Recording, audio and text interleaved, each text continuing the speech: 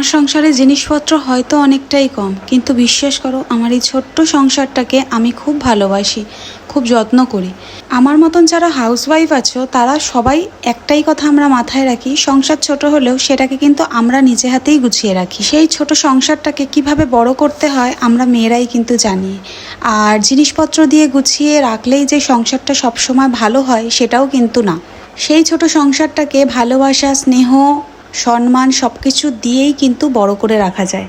আমার ঘরে অনেকেই আসলে বলে তোর ঘরে এইটা হলে ভালো হতো, ওইটা হলে ভালো হতো। আমিই জানি একমাত্র যে এই জিনিসগুলোকে তৈরি করতে আমার আর আমার হাজব্যান্ডের কতটা পরিশ্রম রয়েছে এর মধ্যে। দুজনের ভালোবাসা, যত্ন নিয়েই কিন্তু আমার এই ছোট্ট সংসারটাকে আমি এইভাবে গুছিয়ে তুলেছি।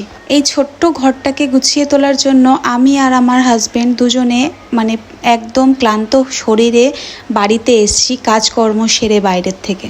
তারপরে আমার এই সংসারটা আমি এত সুন্দর করে গড়ে তুলেছি। হয়তো আমার সংসারে অনেক কম জিনিস রয়েছে, কিন্তু আমি এতেই অনেক সুখী।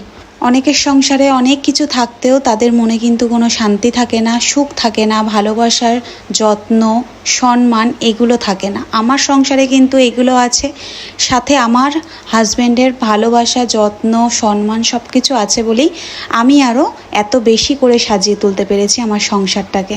একসময় আমার সংসারেও একটা জিনিসও ছিল না, একটা থালা থাকলে আর একটা থালা আমাকে খুঁজতে হতো ভাত খাওয়ার জন্য।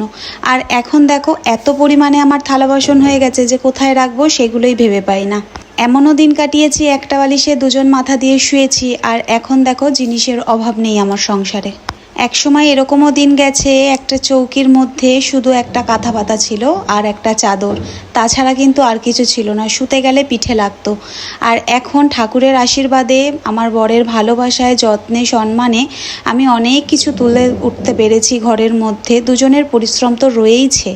হ্যাঁ, আমার সংসারে জিনিস অল্প, কিন্তু আমি অনেক সুখী।